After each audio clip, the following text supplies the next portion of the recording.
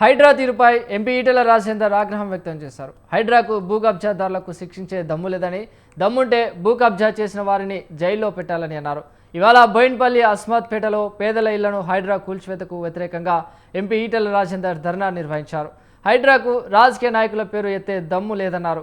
హైడ్రాకు కనికరం లేదని, పేదల అర్ధనాదాలు చేస్తున్న వారి ఇళ్లను కూల్చడమే పనిగా పెట్టుకుందని, పేదల ఇల్లు కూల్చివేస్తే ఈ ప్రభుత్వాన్ని కూల్చివేస్తామని హెచ్చరించారు.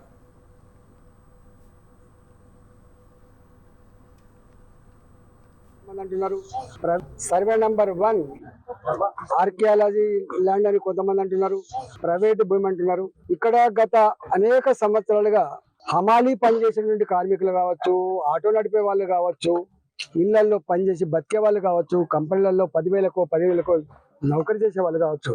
ఇక్కడ తక్కువకు వస్తుంది. ఏ బ్రోకర్లు అయితే, ఏ ల్యాండ్ గ్రాబర్లు అయితే ఇవాళ తక్కువకి ఇస్తున్నామని చెప్తే పేదవాళ్ళు కదా మా ఇల్లు కూల్ చేస్తారని చెప్పి 60 గజాలు 50 గజాలు 70 గజాలు చొప్పున వాళ్ళు ప్లాట్ కొనుక్కున్నారు.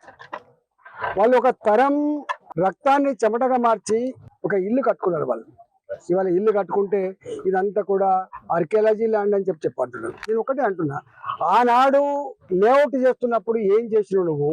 ఇది ఆర్కియాలజీ ల్యాండ్ అని కనపడలేదా?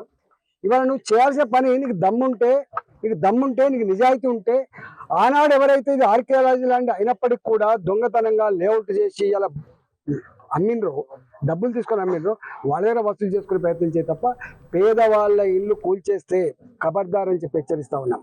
Survey number 1 archaeology